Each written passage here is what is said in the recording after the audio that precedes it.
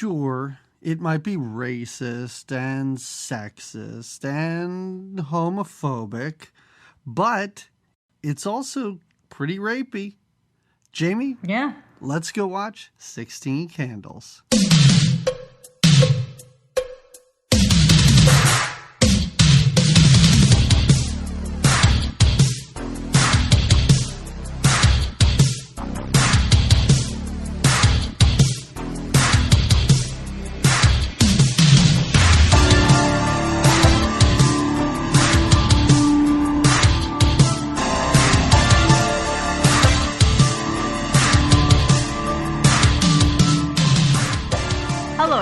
And welcome to another episode of Good Times, Great Movies.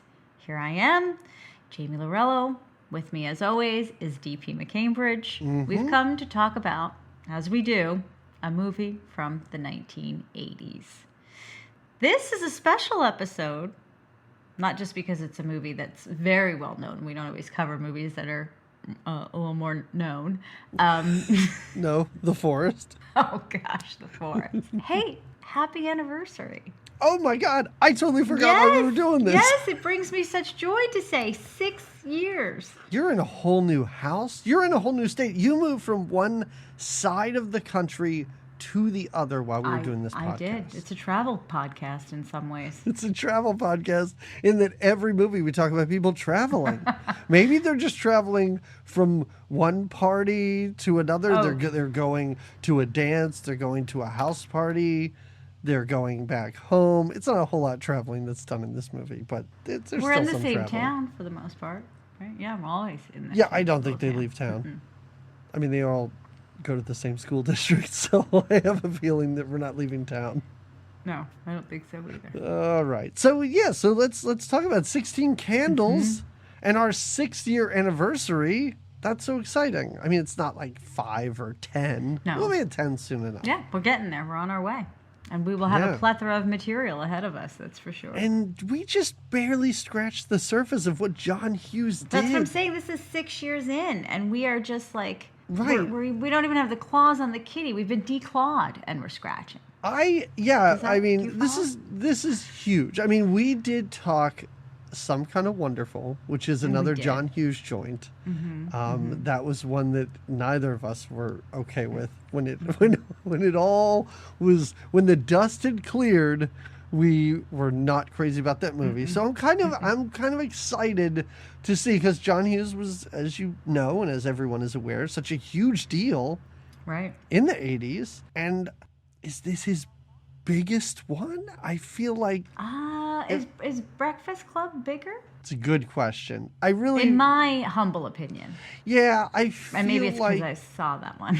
Okay. In my humble opinion. Even ensemble wise, this is still, although I know that Anthony Michael Hall, this is a very Molly Ringwald vehicle, right? Oh, yeah, 100%. So I think you are right. I think if you know what, that would be an interesting little poll to take, because I almost feel like it would be split down the middle. So let's talk about this movie. And I think directorial debut then, as now directorial debut, writing debut, writer and director John Hughes really came out swinging for the fences, maybe? I don't know. There's a lot to sort of cover here. And this is a movie where I'm going to say this. Mm-hmm. So much. This is not a movie that was popular that I knew nothing about going in. I knew all of the issues with this movie, all of the, modern cultural racism, the most mild 80s homophobia, like, the passive homophobia that is in a lot of 80s movies. Like, I sort of already knew that going in. And I think that because I didn't have any sort of like attachment and nostalgia to this, I think it was sort of interesting to watch it for the first time in my 40s, sort of knowing how important this was to people and how big it was at the time, but also sort of the reappraisal and how many issues there are with this. Yeah. I think it was... It's a weird time to watch this. Like, it's weird to wait this long. Yeah, and it hits a little sensitive part of me. Like, I had a hard time at times with this movie because of exactly what you're saying, because watching it now and reflecting back on what it sort of instilled in America, and because it was so popular, you know what I mean? Yeah. And sort of that undercurrent, the subliminal messages that it kind of put into teen, preteen, anyone that saw this movie in the early 80s in their heads for what was normal or even cool. It's disturbing. It's really weird because half of the time I was like, is this putting these thoughts into kids at the time, or is this just kids at the time? Like, I wasn't sure how much John Hughes was like, yeah, this is what kids are, or John Hughes was just writing things that he thought were funny. Well, and even at that, even if it was something that was just, this is what film does, right? It influences the culture and the society. Sure. So even if this was his extreme, creative point of view of life in the teen life in the 80s, it still comes off a bit disturbing. It becomes even more disturbing to me. Yeah. Because now, again, this is displayed on the big screen. Again, we didn't have as much access, but like nowadays you can watch a plethora of different types of movies and kinds of movies and see different that's reflections of life and lifestyles. That's so new. Sometimes how accessible. Yeah, like sometimes it's jarring to me how many times I'll just watch a movie and like an hour in I'll be like, oh wait, these are all black characters. Like, and I realize like, oh man, this was, more than 20 years ago. It was really tough to find something like that. Yeah. It was, just what you said, you hit it on the head for me. It was an interesting watch given the social climate and not having seen it before. And exactly what you said, if I had, if it was a nostalgic watch for me, I could see having a bit more fun with watching it, being a little less, still being disturbed to say, wow, that's what but again, I could see where some of these, we'll get through it, because definitely there were some things that hit the funny and that I certainly hit don't want to like, lead, I don't want to turn off listeners by being like, oh yeah, this movie these two are going to piss all over this. Problematic and blah, blah, blah. Like, I don't Yeah. want to turn people off for that, because I do Right. think that there is a lot of fun to be had with I this. agree. There's some great. I do think I could talk about her sister for nearly the entire podcast. Just that storyline alone. There were several times I almost wrote my notes, I'm worried about her sister. Like, I'm worried about what her life's going to be like. Concerned, yeah. And that guy was like at least 15 years older than her. When we were in her bedroom and I saw that framed picture on her wall, I was like, who's that middle-aged man in that picture on her wall? And then when they showed him, I was like, wait, her sister's marrying the janitor from the Breakfast Club? Like, this is not, their ages aren't close at all.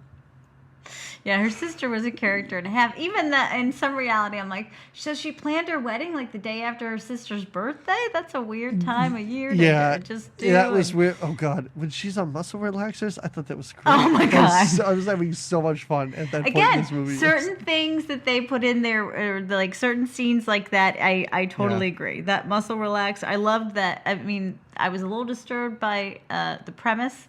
The brother, who was the brother from their little brother, is the little boy from Kramer versus Kramer. I hated that kid so much. Did you? For all the horrible things the characters in this movie do, he was my least favorite character. I was like, that shithead. I hate little But kids you were like that in supposed to movies. hate him. He was the little brother that I know, were but he supposed never to... redeemed himself. Like, even at the end, when her family was apologizing and everything, he just laughed about it and walked away. I was like, that was his moment to stop me from hating him. But nope, I hate him even more now. No, you got it. One of them in the family has to be the bad guy, because mom and dad turn around. Did they give up on the little sister after the first scene? Yeah, I think they were just like, we got all these grandparents in here. We can't have, this is too much. We have one shitty little sibling. We can't have two. We don't have any lines for this And there's girl. really no purpose. Now they have 4 kids. Let's just give them 3. It's the 2 girls and the shitty little brother, right? I Let's almost just cut it picture off John right Hughes walking this little girl off the set to her mother and be like, you don't need to come back anymore. We're good. We got it. We're good. You got the morning scene. Then she's off to school the rest of the time. Yeah, the rest of this takes place at school and at a party. At the high school, right, Yeah, we exactly. don't need her back. It's fine. Whispering to the other kid, make sure you're back at 8 a.m. tomorrow. We have a lot of things to do. All right. Oh, Jamie, I was also wondering, can you think of any sort of slightly racist Italian music I could play in this episode? Anytime I say your name, like anytime I say Jamie, I could just play something. Like I can't. I don't know. Like I Like the thought maybe Tarantella or something. just Mario saying "Mamma Mia" or something. But I can't. I couldn't think of anything musically to maybe play under it. Let's start talking about this movie. There's so much to get into here. Yeah, there's lots of little pockets Yes. happening. Yeah. Right. So Molly Ringwald and her family, basically, they all get up in the morning to a crazy alarm. Like I don't know. Oh, yeah. And it appears to be like an alarm to sound the bell of arriving relatives or something. Like they're all running around because Kind of frantic. yes, Yeah. because of the craziness of her sister's wedding day and the Right. fact that the grandparents, two sets of grandparents, are going to be staying with them. Can we say the age gap of these siblings, it seems like a second marriage situation or a mistake? Well, yeah, because the girls are clearly closer than age, and then we have the brother who's maybe 9. Is he 10? Maybe 12 tops, right? I don't know. I would thought say- these kids might be twins. Like it was an oops situation. Like, whoa, Oh. we should have. I thought we were. Oh, I didn't. I thought you were on the. No. Oh, no. Uh-oh. And suddenly we have 2 more kids. We've doubled our household with one dumb mistake. But they each seem to have their own room. Molly Ringwald has her own room. She doesn't share with the big sister. The little sister, again, we lose her after this first scene, Yeah. so we don't know. She may. I really thought even for a where she- while she was a figment of my imagination at the start of this You're like, movie. wasn't there another sister? Oh, no. Yeah. The house is big. Like they make such a big deal about what's his name, Jake something, Jake Ryan. The boyfriend? Yeah, Mhm. they make such Or a the big boy, deal about yeah. how wealthy his parents are. I'm like, these are all pretty like wealthy suburban people. Oh, yeah. like Yeah, she's not poor. She's not living in a She's not from the other side of the tracks. right, Not exactly. Molly. Yeah, it's not like a single level ranch style home that she's embarrassed, for people to see her parents or something. It's not. No, they're doing pretty well. It's They're not doing pretty in well. pink. It's not pretty in pink. Her dad's not drunk, and he's not super old. Although Paul Dooley seems a little old. But again, the sister, older. When did they start? I don't know.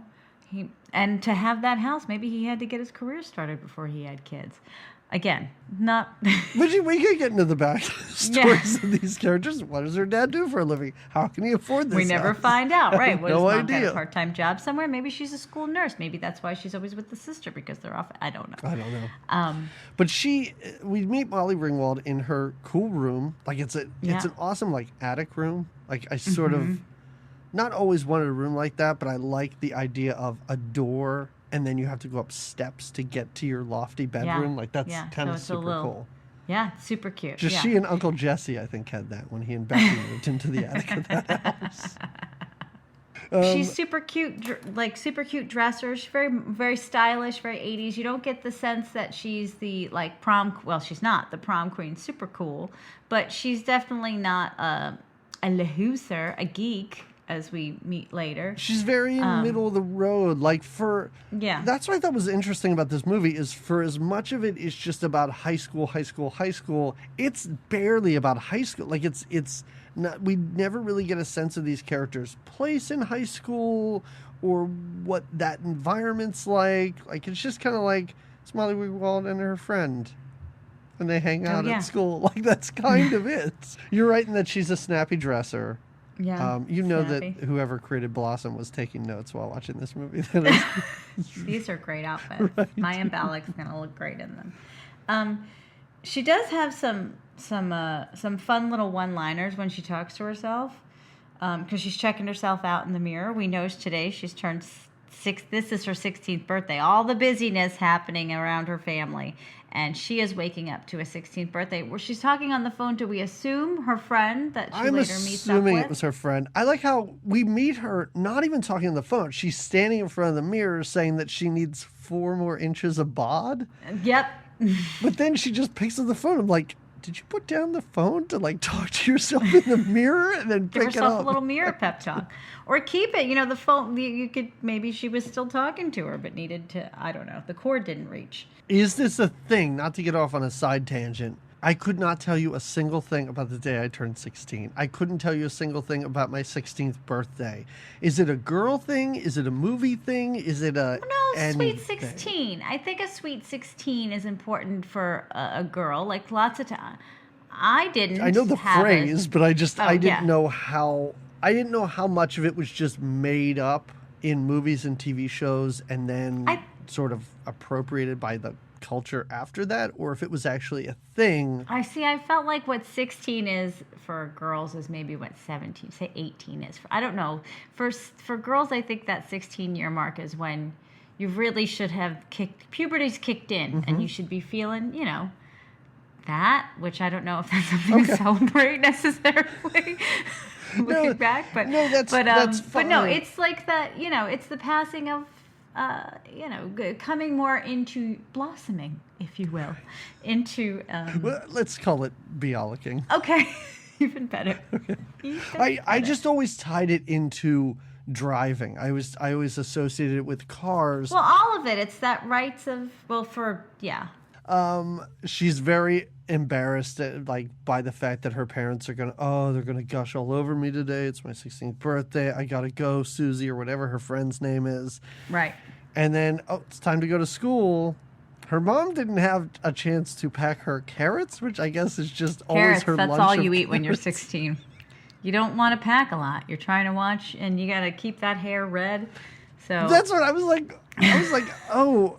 Does she eat carrots to keep her hair red? Is that really what you thought? And then her little shit-eating brother's like, yeah, carrots. She thinks carrots are going to make her boobs bigger. And I was like, I've never even heard that weird urban legend.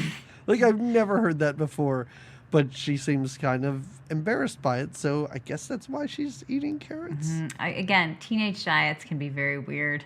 And a teenage girl diet, even weirder. I like how her mom says she hasn't had time to make her carrots. It's just the carrots. Because you gotta peel them, you gotta chop them. They're bite-sized carrots. She's not a bunny. She's not sticking carrots in a bag with the green sticking out. Perhaps there's some ranch dressing that goes along with the carrots. Right. Regardless, you're right. It's pretty shitty to not have time to prepare carrots. It is on her 16th birthday. but her sister is getting married. And it's chaos at the house, as we mentioned before. Yes. So mom doesn't remember, dad doesn't remember. They send her off on her day without even, as she even makes mention, so it's just a regular day. I'm just going to school, and you forgot my carrots on a regular. Yes, go. It's just a day. Get to school, because I got no carrots for you. Yeah. And how disappointing when you're turning 16 and your boobs aren't as big as you want them to be. And your family doesn't even remember. Hey, you know what I love? I love this school montage. This opening school montage this is fun. This awesome. school, yeah, I agree. This is a very fun, and this is when I'm rolling with this movie. This beginning, I'm liking the character I'm meeting here. I'm liking Sam is her character's name. Yes. I think she's kind of dramatic but fun, and she's Molly Ringwald with the short hair and the cute look, and I'm like, all right, I'm signed on. Let's do this. I am totally on board. They really get into the fashion. It takes us forever to see anybody's faces at school because everything is. Oh, it's just knees. Yes.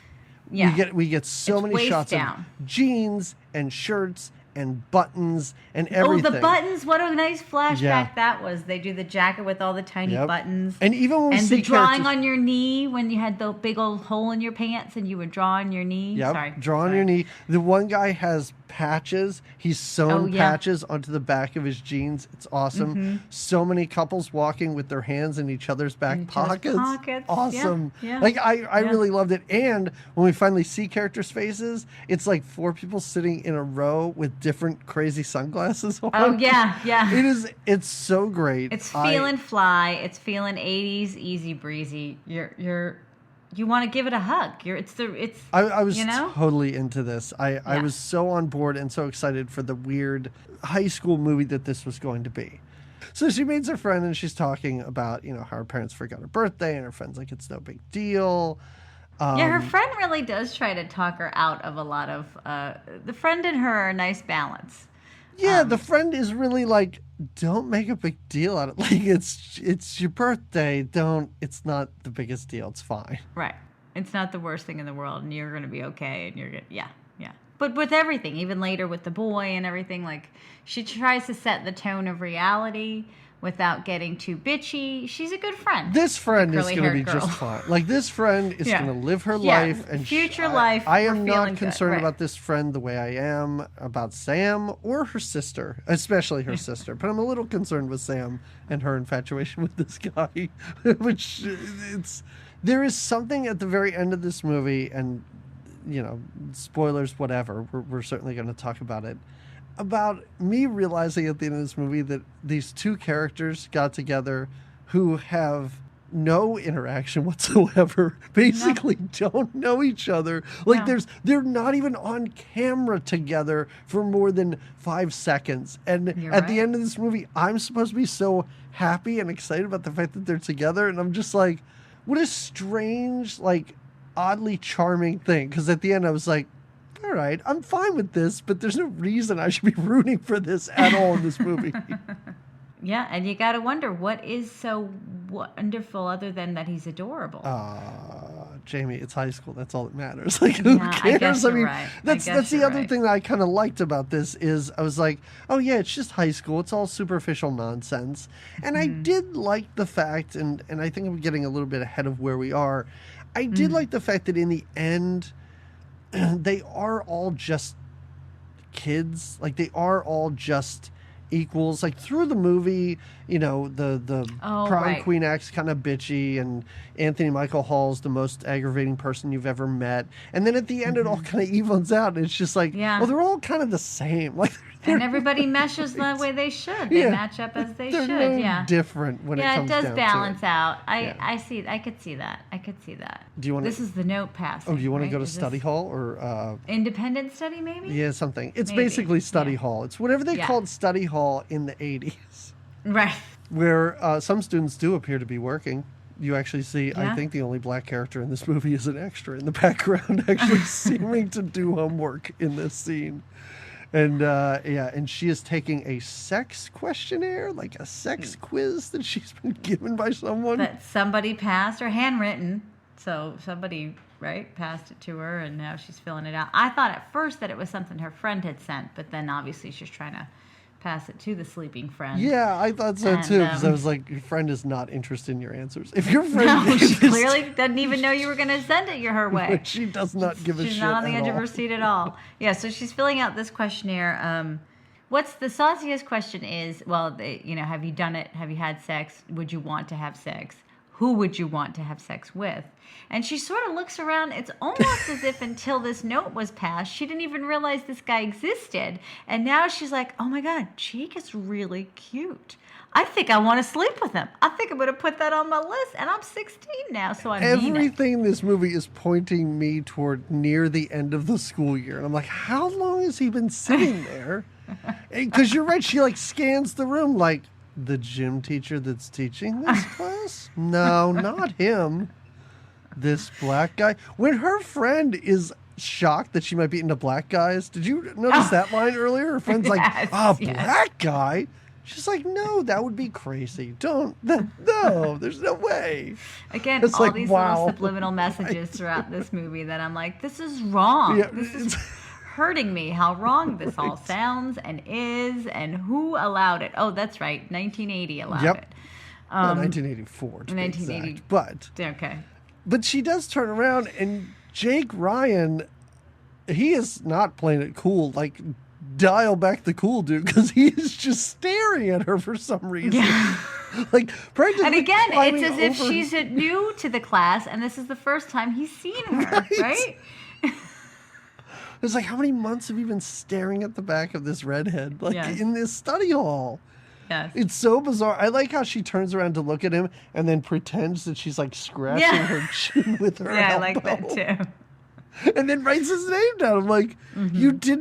you didn't have his name in your head. That's the other thing that's so crazy about this, because you would think the way she acts that she has been just dying for this guy. Gaga for him, since yep. who knows? She was in 3rd grade and he was in 5th Yeah. or whatever. Since she turned 16, Right, that's when since- it clicked. yeah, since she She's like, turned now I'm around in heat. in That's study what hall. 16 is. And so she takes his paper and like smoothly passes it over her shoulder to her sleeping friend. It's wonderful. And it falls on the ground. And then he sneaks his foot over. It's like practically lifting his desk up and carrying it across the room. And I love, like, his foot. It's like the hungry hippo head. You know what I mean? It takes a minute to get the marble. It just keeps reaching for the note. But he gets the note, and obviously. And now she realizes, she's in the hallway with her friend going, what do you mean you didn't get the note? You didn't get the note? And the friend's like, I didn't get the note. And that's when she says, I'll shit twice and die if the wrong person finds that. I don't want the wrong person to find it. Can we talk about this gym class? Oh. Where Jake Ryan and his friend are doing pull-ups? Again, his friend who looks about 32. This guy looks so old. He looks so old. And later on in the party, I think we meet a group of professional wrestlers who put John Cusack in the back of that car.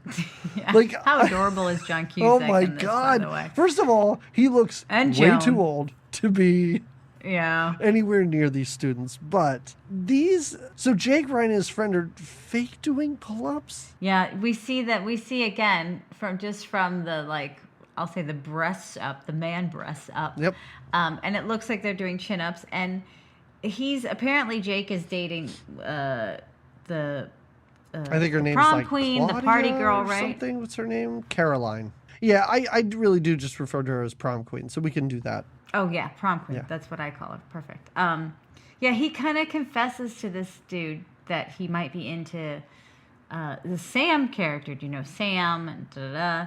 And the guy's like, she's too young to party seriously. Yeah. Right? Is that his response? I mean... Because his prom queen girlfriend, as we see later, really does like to party. Oh, she is totally into it.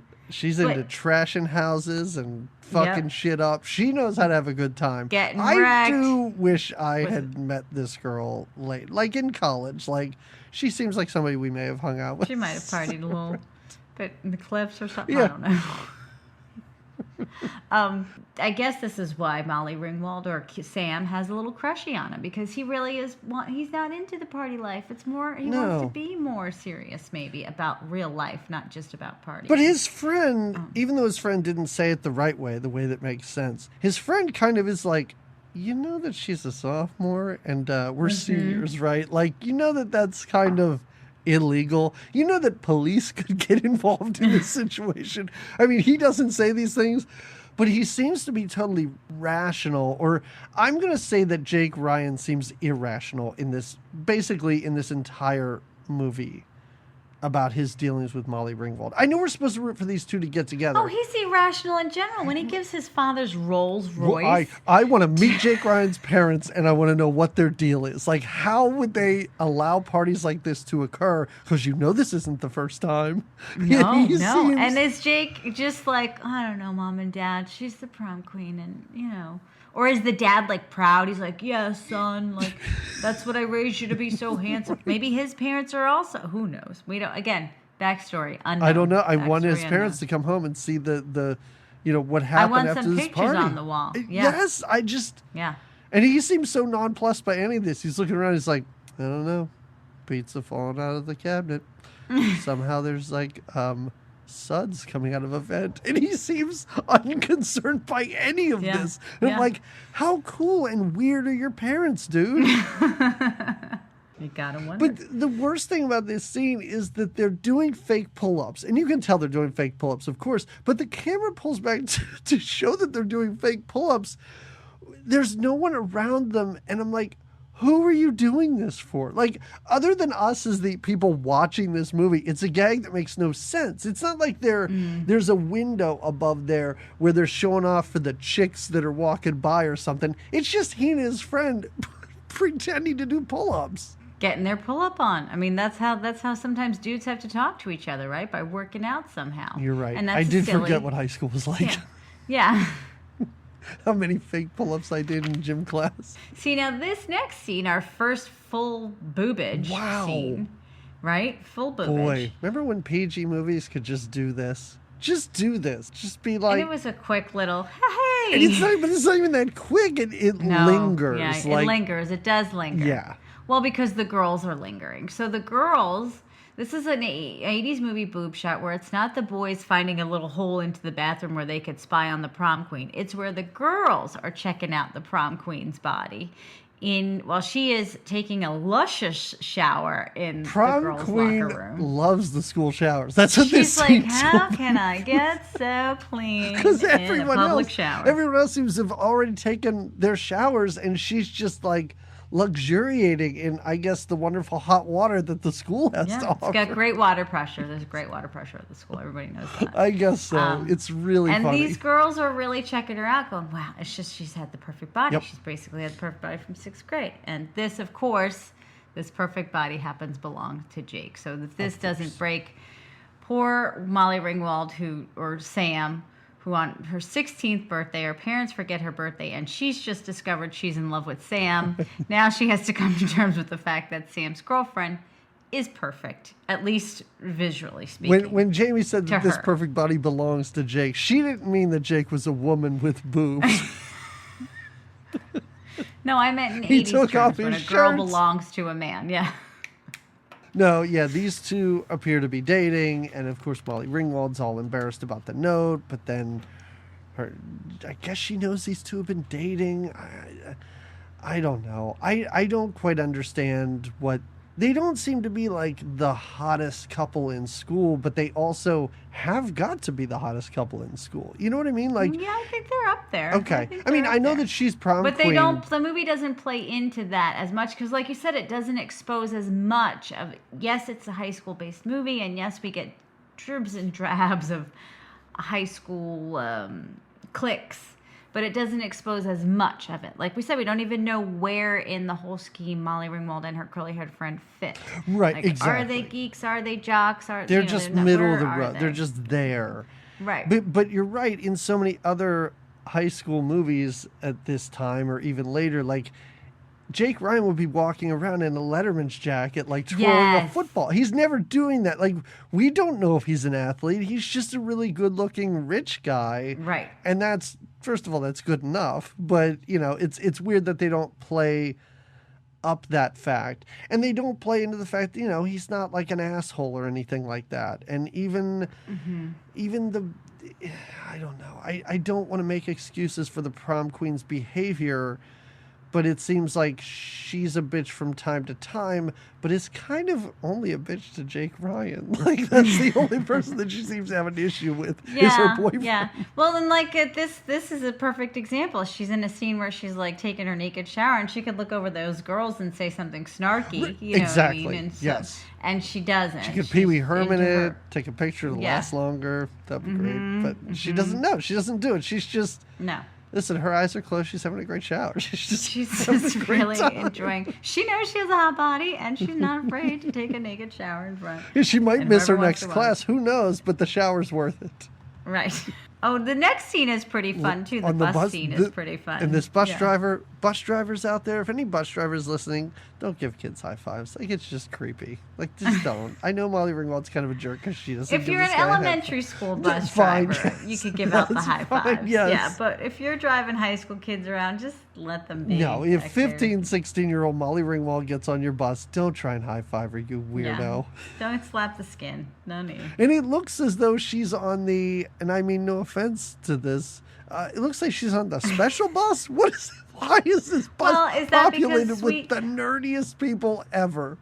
And Well, two this guys is- wearing jock straps on their heads. On their heads, yeah, I don't understand that silliness.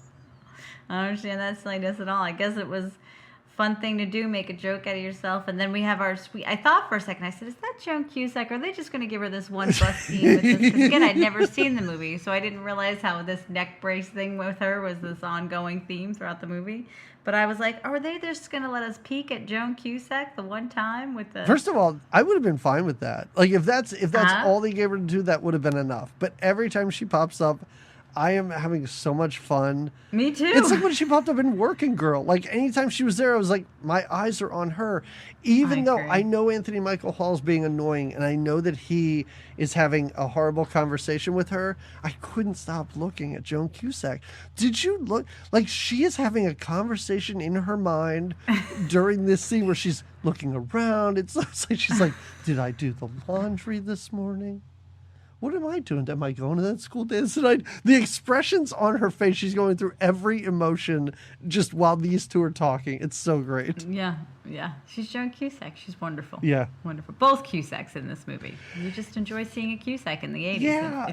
It's really weird because it takes us forever to get to John Cusack. Like, shouldn't he have been on this bus? Like, shouldn't he have been a guy with a jockstrap on his head? I thought he was one of the jockstraps. Yes. Yeah. No, they like to sprinkle all different kinds of characters. It's just these two randos that we never see again. Mm-hmm.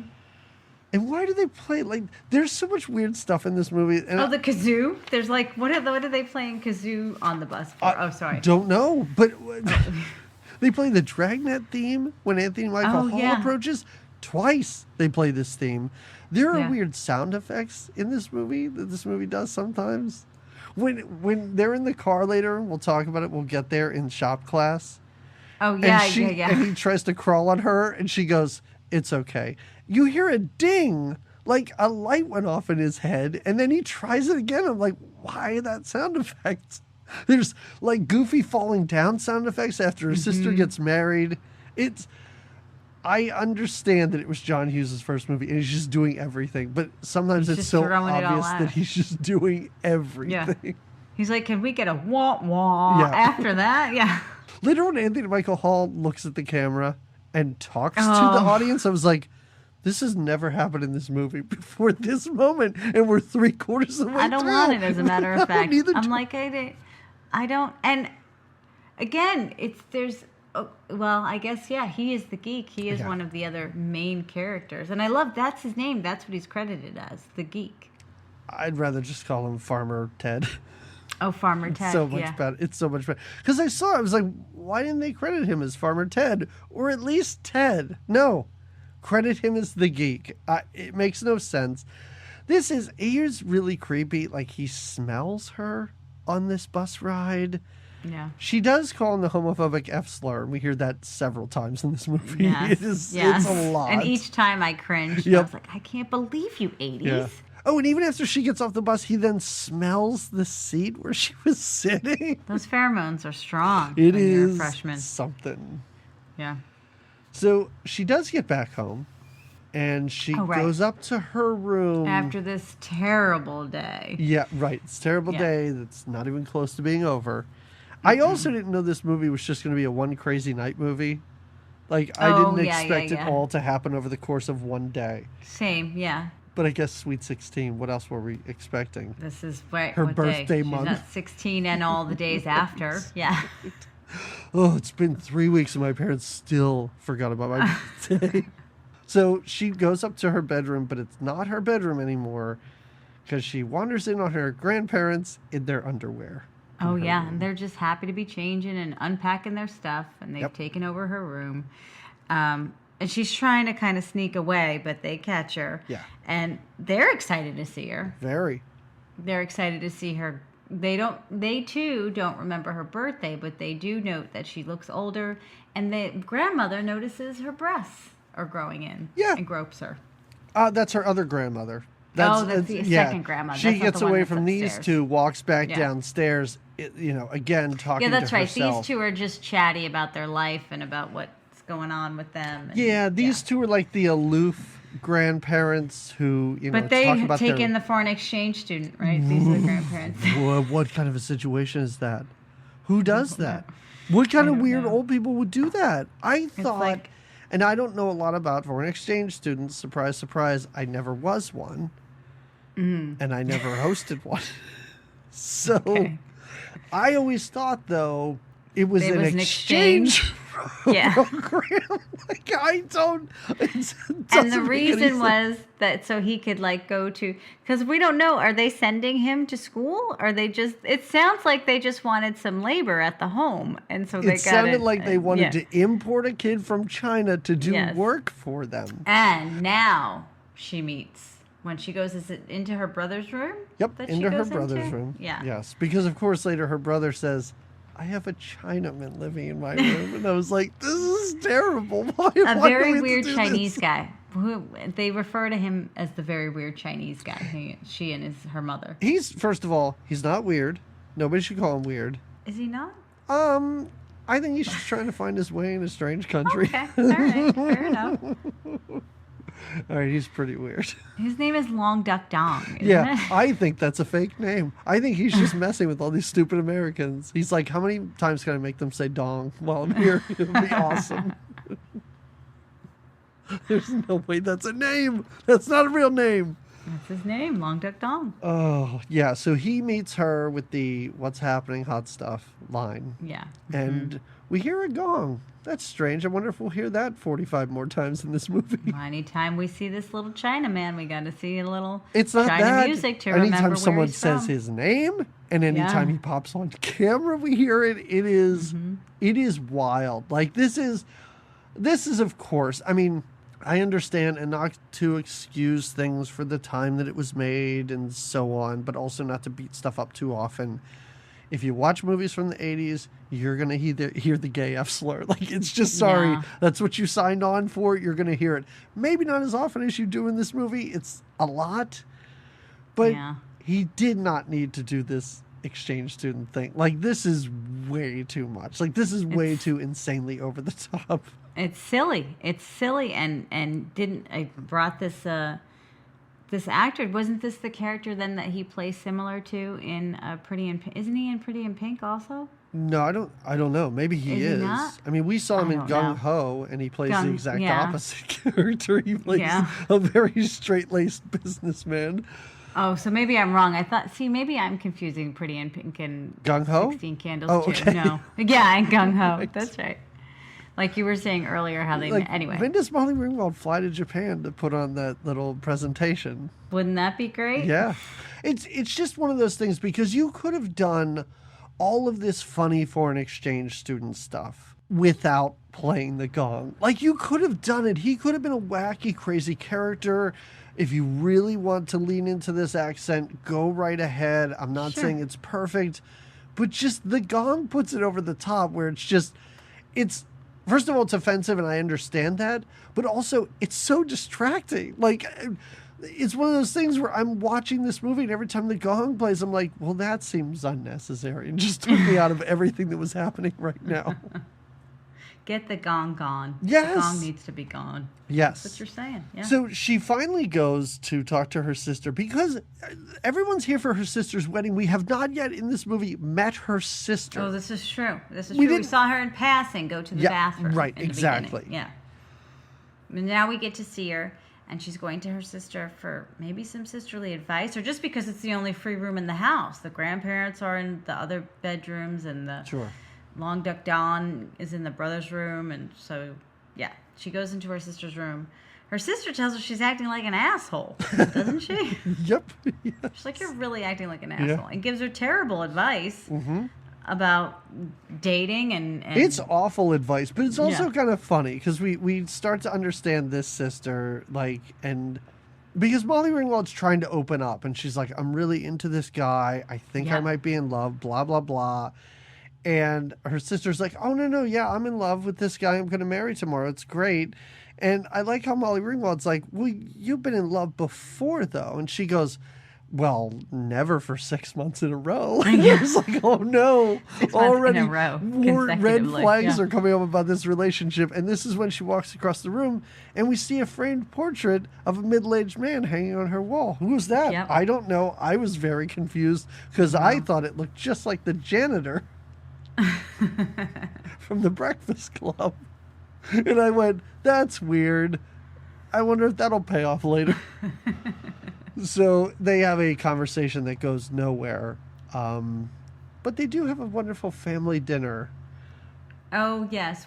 Yes. Can I tell you that brother. I'm not trying to excuse the racially insensitive things in this movie, but when I saw Long Duck Dong using a spoon and fork as chopsticks, I really enjoyed it. Just using the back and the handles of them as chopsticks. There was something about that I thought was actually funny. It was fun. It was Yeah. fun. Yep. Yeah. Yeah. When he tries to eat his quiche that way, right? Isn't it the quiche? Now he's like, how do you spell that? Quiche. Yeah. You don't spell it, you eat it. They're These are the all lines. having such a huge laugh at this poor foreign exchange student's expense. It's so weird. What does he say? Instead of prostate, he says something because he's mowing their lawn. They brought him in to mow their lawn, so he didn't hurt his whatever. He doesn't say the word prostate. He says something that sounds like prostate. I'm going to say probate, like Roger Rabbit says. And everybody laughs at him. I'm like, what are you doing? Why are you all laughing at this poor exchange student? They're evil. They're not nice. They really are kind of evil. But I do like how all of this, because she does not want to spend time with her family. Everyone's forgotten her birthday. Well, not now. Yeah, not this family. Not today. Not when no one could remember her. Not when there's quiche for dinner and it's her birthday. No one's even made a cake. It's not even a birthday quiche. I know. No. So she decides that she's going to leave. She's going to go to the dance, and the grandparents think it would be a great idea if she brought Long Duck Dong to the dance. Why not? He needs to have that experience. He's only been mowing lawns. He hasn't been in any kind of American school or really around teenagers. I imagine these grandparents live in a retirement community. That's all this Chinese kid has seen. Also, keeping him weird. I have to tell you this. Long Duck Dong seems like a great person to take to the dance. Because once he gets there, he's off on his own. He's not like he's constantly bothering her. He's not clingy. No. He's going to go find his own adventures. She even says, like, gosh, I've lived here my whole life, and I don't get to do the things that this guy does. He's here for not even a day. Yeah, I really thought this movie was going to be this poor exchange student hanging on her, following her around the entire time. Yep. Or just adding some silly Chinese antics to her groove. He's got shit to do. That's Anthony Michael Hall's job. Anthony Michael Hall's job is to be annoying and follow her around in this movie. Right. I do like how we go to this dance. Did you notice the DJ just enthusiastically punching the air the whole time the song was playing? I didn't. You got to be enthusiastic at these kinds of dances, right? I guess. Did you ever go to dances in high school? Oh my God. Not high school. We didn't really, other than like in high school, we would have like, there was prom and there was homecoming. Oh, right. But the fun dances were in middle school. Oh, yeah. Like 7th and 8th grade. Those were where, I know they weren't weekly dances, but at that age they felt like weekly dances. And your parents would just take you and drop you off. And I really loved it. Drop you off in the front of the school. Yeah. They were fun times. I agree. Yeah, I had so much fun. Did they even, I know it's COVID and they don't happen, but did they happen before COVID anymore? I sound like an old lady. Yeah, they did. But again, like my oldest is in 8th grade, and so COVID hit when she was in 7th, when dances should have been a thing. Oh. So there were no dances last year. There's been no dances this year. I don't know. I'm wondering if she's just going to, move on to high school next year and miss all that stuff. But this is a high school dance is what this is, not the Did you guys have high school dances? We did. Really? We did. Yeah. Wow, no, we didn't. No, that was a junior high thing. And then when you got to high school, it was all like business. It was like, here we got 2 dances a year, people. There's a prom, there's homecoming. Maybe I'm pretty sure it was a high school thing. Yeah, because it happened at the high school. No, ours happened at the high school too, but yeah, they were junior high dances. Anyway. I don't, well. All right, well. Yeah. Well, Not every school district is the same, I guess. Not even if they're all in Pennsylvania, they're not the same. No, well, that's just the thing. I went to junior high in New York, and I didn't have dances. But I went to high school in Pennsylvania, and so yeah, we had dances. There's that, everybody. All right. Anyway, maybe they did in New York, and I didn't go because I didn't. But in Pennsylvania, I went. There you have it. All right.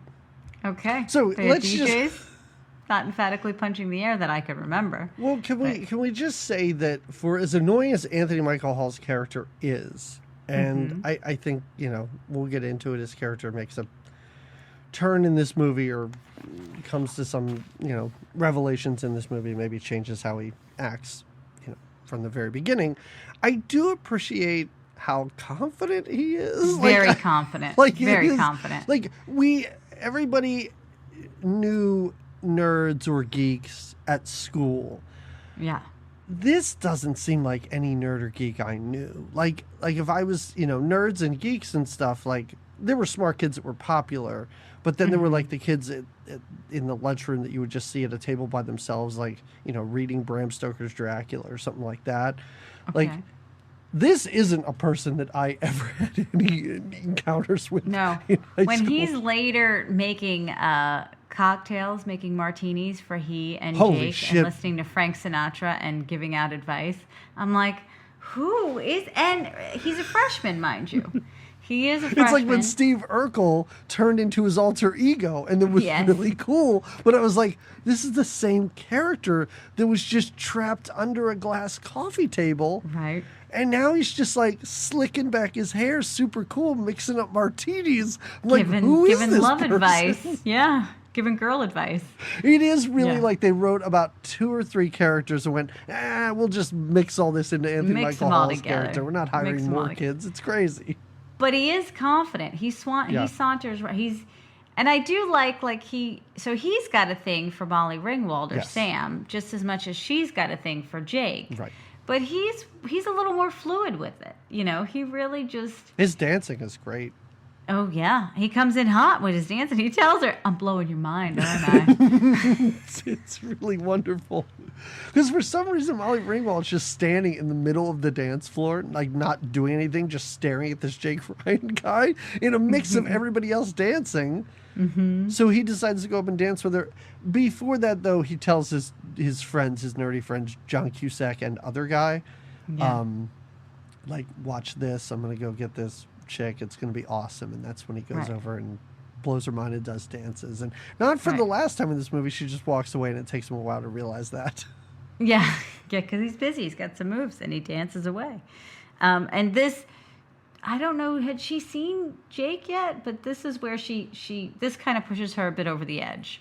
The day has been long. Well, she and just hard, saw and now him this. dancing with... Oh, she did see. with the Okay, she prom does queen. see him dancing Yes. with the prom queen. So yeah, this guy comes up to her and does this goofy dancing, and then she sees the Jake dancing with the prom queen. She's like, I can't take this day anymore. I got to go in the school hallway and cry. Yeah. I just got to go be sad and be by myself. as some junior high dances ended. Not with me Yeah. crying, but No, but you go in the hallway. would You see take it. a minute. Yeah. yeah. Yeah, People go to the totally. bathroom and have a good cry. Yeah. I did once get in somebody else's car after a junior high dance thinking it was my dad. I started talking and I Whoops. looked over and realized, whoops, this Whoops. is some other guy. You're like, well, I'll just hop out of here Yep, now. I Thanks. just got out and walked a few cars back. You're telling some great stories These aren't tonight. great stories Between at the all. mom Nope. calling, the workspace, and going in the wrong car after a dance. Yeah. These are fun little Hey, tidbits. it's not every day we get to talk about 16 kids. It's true. Let it out. Let it out. Oh, also we see who's Long Duck Dong dancing with? Because at first I was like, what's this high school gym teacher doing here? I know she's just a I don't know what they call her. She's got a name. I call her she's the big girl. She's the big girl and Yeah, they call her something pretty bad, like Murph or something like that, or I don't know. like it's like Jackhammer or something. Like it's not a very flattering name. It's like No. look at this big tough girl here. Yeah, she's the big tough girl, but long duck. It's a kind of an odd, adorable pairing where she's into him and Yep. he's into her, and they're dancing. Also, does he have And- snot all over his face? He's dancing Long with her. It Duck Dong. appears that he has snot on his face, I didn't notice. like that. boogers. It's I really didn't. weird. Ew, I didn't note that. No. But it's very cute that they're dancing, and he's like, "I can't believe I found somebody like you," and she's like, Yeah. "I feel the same way." Yeah, It's like he's been here for 10 minutes. This is amazing. and he's found love. Yeah. It's wonderful, right? Anthony Michael Hall bets his friends that because he's determined. They're like, oh, that went over well. You were dancing with her and she just walked away. He's like, mark my words, I will get her underwear. How about that? Yeah, I'm gonna get about that, laid. What proof do you need? And I like how they're like, we need video proof because we're fucking perverts. And he's like, well, I can't do that. What else? And they're like, well, okay, we're still perverts. So can you get us underwear? He's like, We need yep, something. you got it. And we dude. all like to sniff things, every one of us. Oh, we do get another, this is where we get a little neck brace Cusack trying to drink from the water fountain. This is really fun where she's got the shirt on that she wipes her face with. It's, oh my God, it's really, it She really tries is. 2 different water fountains. Yes. But she can't get the right angle with her neck brace on. And then she spills a little bit, and she's got this sweatshirt on that has a girl with a dress on it. And she wipes her mouth with the girl's dress, Yeah. which peels up to reveal the girl's underwear. It's great. It's wonderful. It's so fantastic. It's so fun. It really is like, Yeah. somehow John Hughes, and I don't know where she was in her career at this time, but I really do like to think that John Hughes just found Joan Cusack and was like, we have to at least give her 2 to 3 scenes where it's just Joan Cusack just doing stuff in this movie. Yeah. Because later Just when let she's her trying be. to drink a beer at the party and just falls Yeah. over, it's really great too. It's like, and she's everywhere. I'm like, she must be like a pretty popular person. She's just happens to be in a neck brace she and just also happened to not have talk some- to anyone in this No, movie. she has no people No around her dialogue. ever. Nobody comes up to her. No dialogue. No, it's almost like she's a silent film star in all of her. Yeah. It was pretty We great. do see, I enjoyed, because we see her a little more later, we do see Jamie Gertz real quick.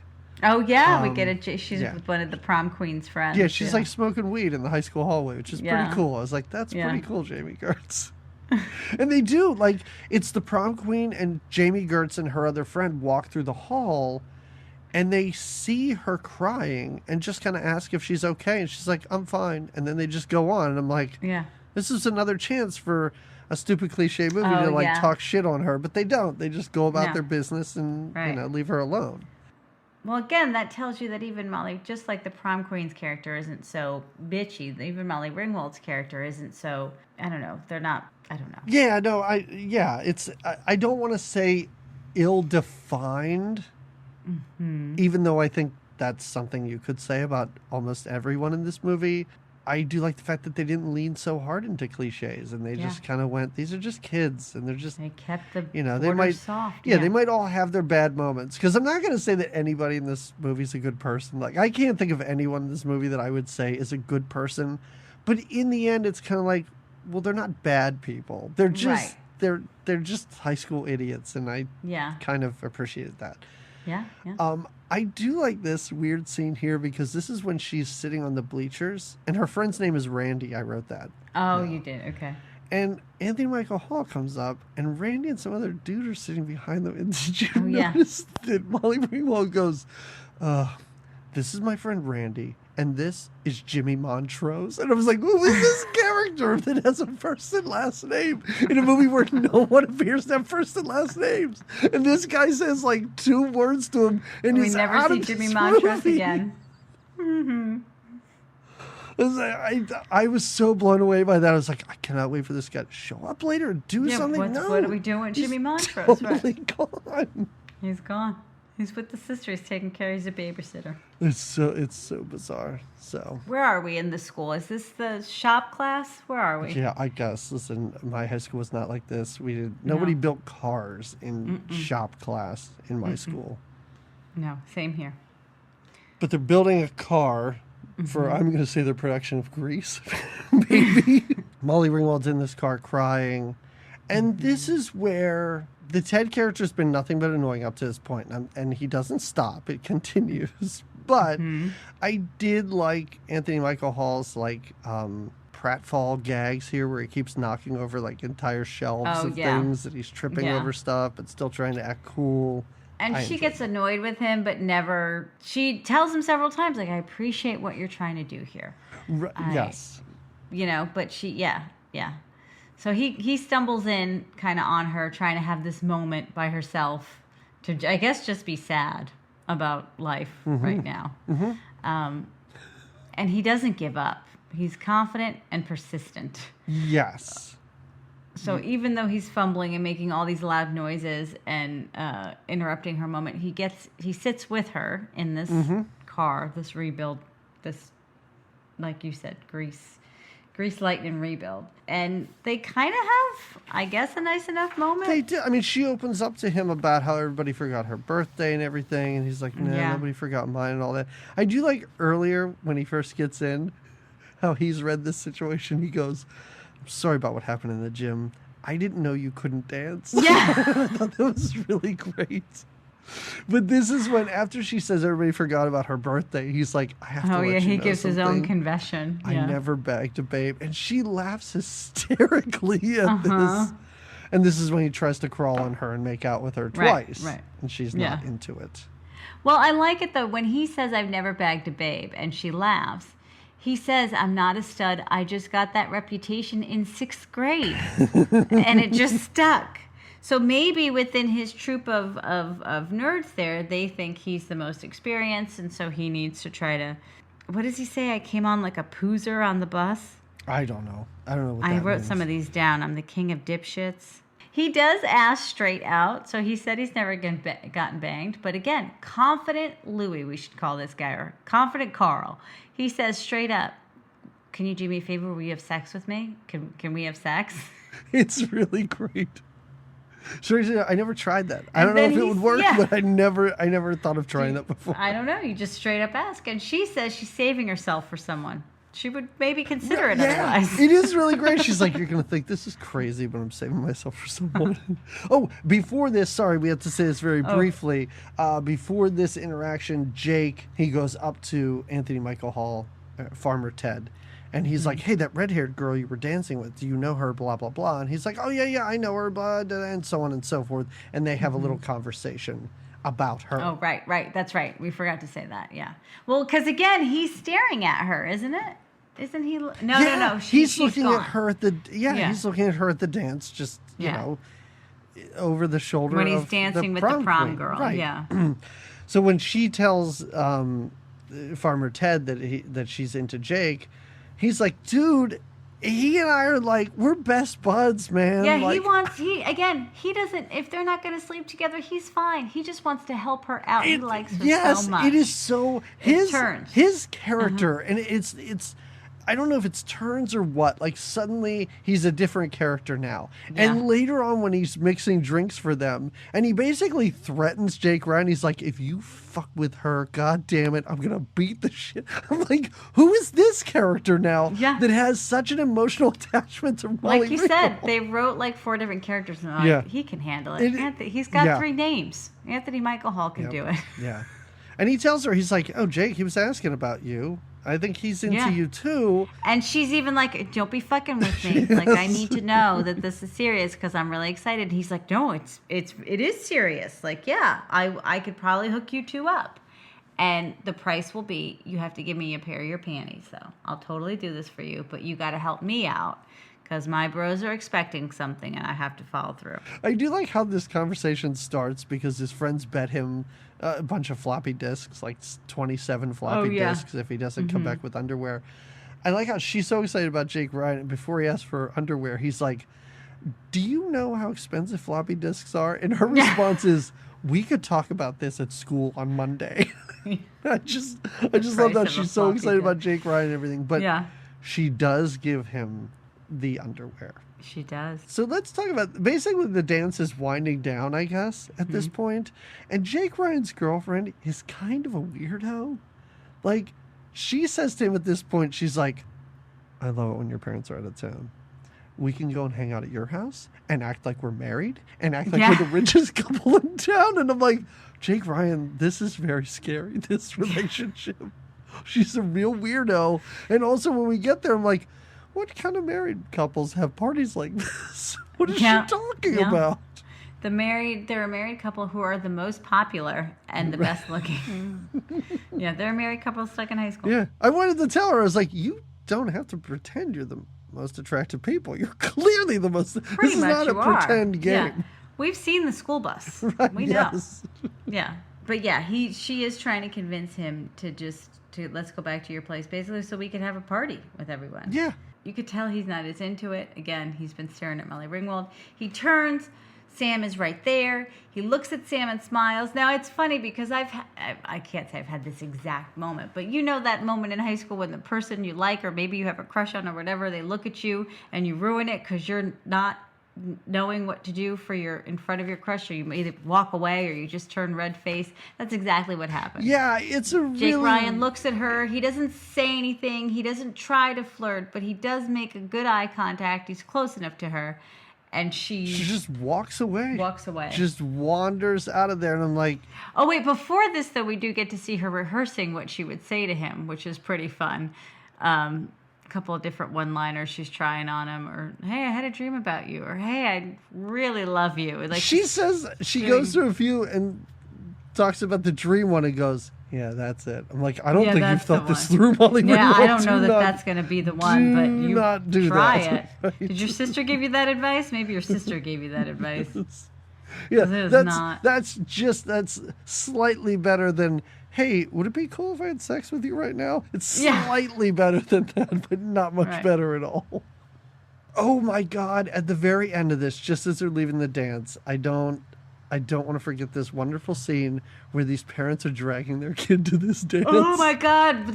We see this kid in the beginning of the dance too. So these parents just want to try to get rid of their kid. I imagine this was what your parents did to you. I don't know why, but I did. You thought I didn't want to go to the dance. Forcing you to go to these dances. Like, get down there right now. I'd rather be at home watching HBO, Mom and Dad. Right. I don't want to be here. Gremlins 2 is on again. No, this was so funny. It felt like something out of Freaks and Geeks or something like that. Yes, I really loved it how these parents had to throw their kid in the gym and like hold the door shut behind them. It's so wonderful. So very quickly before we get to our next party, or before she goes home or whatever, we do get the panties in the bathroom scene. Oh yeah, where he shows all of his friends. Yeah, like all these kids and there's pay a big money. Group. Yeah, they all pay money to have him walk out of a stall. He's doing this in the bathroom and staying in the stall for the element of suspense and surprise to build up the tension, I guess. Mm-hmm. And then, of course, he holds up her underwear. And it's hilarious, I guess. At the end of this evening, we go out to dinner with her parents. Oh, that's right. Because they kept talking about the dinner they have with the in-laws. Yeah. And they can't keep remembering their name. I guess it's the rehearsal dinner? I don't know. This is when it's revealed that her sister is marrying the janitor from the Breakfast Club. This balding janitor from the Breakfast Club. Mm-hmm. And his greasy mobster family? Like, I don't know what's happening here. Yeah. They say what kind of business is in. It's all shady. It's construction and mafia related. And the mom even makes some comment. The in-law, the whatever, her future husband's mom is like, well, you got to have less of those girls on the side now or something like that, right? Woman of the Month Club or something? Oh, yeah. Bimbo of the Month Club? And this guy's like, yeah, I guess I can look, but I can't touch. And this sister seems dead inside at this point. Oh, yeah. Like I guess she's marrying him for the money or just to be married. Who knows? I don't know. I have no idea. Again, let's get into her issues. Muscle relaxers, who's giving her access to them for the wedding? I don't know. I mean, she does say that she has cramps. So, I mean, isn't that just muscles contracting? So maybe in the 80s, her mom was like, muscle relaxers, whatever. You want 4 of these? Go right ahead. I assume her sister developed a painful, tragic opioid addiction after all of this, and it probably didn't end up well for her. See, that's why you're worried. You should be. You're worried to be. And again, I just don't understand why these two are getting married. It makes no sense. They don't seem right for each other. I don't get it. It's so weird. Yeah. And now we go to Jake's house. Yeah, the party. To this insanely raging party. Toilet paper everywhere. Because you're going to toilet paper the house before there's a party or during the party. It's so trashed up. It's just the most bizarre thing. And his girlfriend is hammered. Yeah, she's instantly hammered. Like later in this movie, I'm like, did someone roofie this poor girl? Because she is just out of it immediately. She likes to party hard. She takes her partying seriously. That's what the guy doing the chin-up said. She's a serious partier. Why would you want to date Molly Ringwald when you have a girlfriend that takes partying so seriously? So seriously. She really does. Oh, again, this is where we have another Cusack with what you were saying with the neck brace, having a drink. Long Duck Dong arrives to the party, parks on top of another car. crashes Right? into a car where people were in the back seat having sex. They are undisturbed They're by oblivious. this. Yeah. They're having high school sex. They don't know. Also, at this point, he does arrive, but also Farmer Ted brings his two buddies, John Cusack and the other right. guy. And the other guy. And yeah. I like how they're so nervous. They're like so nervous about showing up to this party. He's like, gosh, just play it cool. It's totally awesome. Well, and his way of we have $70, a girl's pair of pants. We're as safe as kittens. Right. We're safe as kittens with this. Yeah. I guess do you pay for those high school parties? Do you like to pay at the door so you get a drink? Now, I may have gone Like to my fair share of wouldn't. middle school dances, but I went to like 3 parties in high school total. I never went to any. Oh, okay. Yeah. They all happened like right after graduation. So I didn't go to any before that. But after graduation, I was like, who the fuck cares? Like, I'm just gonna go. I'm just gonna show up. I wasn't see, invited. yeah. Who cares? Nobody cared. It was kind of like Nobody cared. this. It was Like great. it didn't. Yeah. It was kind of like when You they just show up walk in. and Long Duck Dong's hanging on the door and invites them in, and they thought they would have to pay or whatever. But now everybody seems totally cool with each other. Well, in at this movie. point, they're all, everyone's been there, and there's drinking and toilet paper has happened, and toilet paper Who knows what time it is? Like, I have no idea what time it is in this movie. Late Like, in to the me, it evening, seems like yeah. it's 3 a.m. and this continues on forever. Yeah. In the middle of this party, at Jake's house, Jake decides that he's going to call up Molly Ringwald. He's got her number. Oh, my 'cause, you know, God. Yeah. He does shut he's his gonna- girl... Because his girlfriend's literally crawling on the floor. She's so wasted. Oh, yeah. Yelling at him. And he goes into his bedroom at his parents' house. Mm-hmm. And he slams the door on her hair. Her hair gets Awkwardly, it gets stuck. stuck.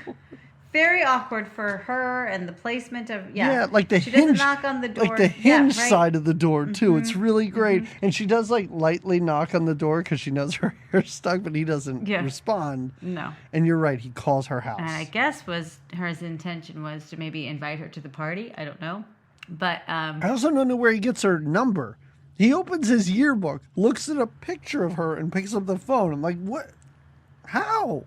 the yearbook is also a directory. Did you not know Oh, that? that's why. Those were the numbers after my yearbook picture. I never knew what that was. I should have known it was my parents' See? phone number. And then you can call them if you're Oh. in. Yeah. All right. So he doesn't quite know what to say. He calls several times. The grandparents answer, and it's this whole spoof. Oh, the first time he calls, it rings and rings and rings before the grandparents finally answer.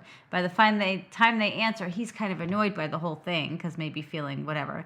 And he says, "Eat me," but not necessarily directly to the grandmother. Okay. Right? Because I did not know why. Because then the grandfather's like, well, who was that? What did they want? And she goes, sex. Sex. And I was like, how? Wait, what? I didn't hear the eat me part. That's really Well, great. because I think he's frustrated because he's got the guts to call. She doesn't answer, and he's like, answer your phone, answer phone. And right before he hangs up, he says, "Eat me." That's all the grandmother hears. And he calls back several other times, hangs up. She Several says, "I can times. hear you breathing."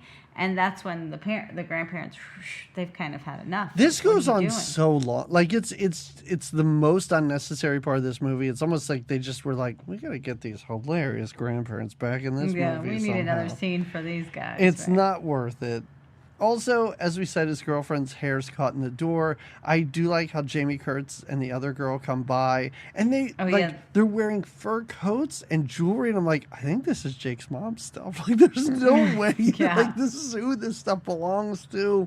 The pearls spill all over the floor at one point, and Jamie Kurtz, or maybe the other one, I'm not sure, I cuts think her the other hair. one cuts the hair. It's yeah. really funny because they're like, you're not going to be mad at us, right? And they cut her hair, and she's so wasted, but then just so appreciative that Yeah, they did thanks, this for guys. her. The best. And they must give her the hair to hold on to because scenes later she's sitting in the back of the car. When with, like, she's in that car and hair. pulls up her hair, I'm like, where did you have that on you the whole They just gave it to her. time? They're like, just in case you want to put it back, why do you sober up? I don't know. But yeah, Jake's house, like you said, we don't know how long this party goes on There's to. so much craziness. Long Duck Dong and the Lumberjack are having sex, I guess, while working out in this weight that's room a weird upstairs. thing. They're on that exercise bike, like what's his name's girlfriend used in that other movie that we just watched. It's the weird, I guess, 80s. I guess it's like the 80s Peloton. Let's put it that way. Yeah, pretty much. And Instead, you can work at your own speed instead of having somebody yell at you. Somebody shouting at you. Yeah, I don't get the Peloton, but people love it. People love it. Hey. I don't know. Yeah. But yeah, they have a weird, I don't know that they're having sex. They're just having so much fun riding an exercise bike together. Right. No, I'm just saying that because he's sitting on her lap while she's using the exercise bike. It's pretty fun.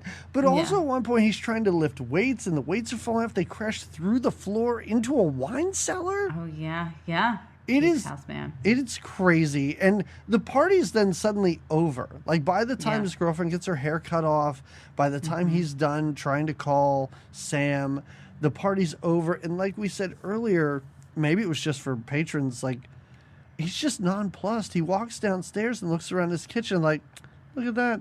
Goddamn pizza on a turntable. Isn't that a thing? And that's it. Like, he does not... He's like, at some point, these parties have to end. It's just too... But yeah, like you said, there's suds coming out of the vent. The place has been trashed. Yeah, he's kind of just like, oh, at some point, I'll have to not do this. The place has been trashed, and Ted has become trapped under the glass coffee table somehow. I don't know how did this happen? I don't know.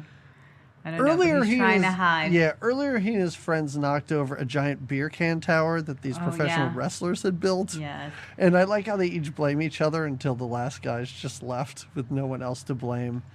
So I guess these guys put him under this coffee table. I'm not sure. But suddenly he and Jake Ryan are BFFs, like we said, in the kitchen mixing drinks in a few minutes. And he's giving advice on women.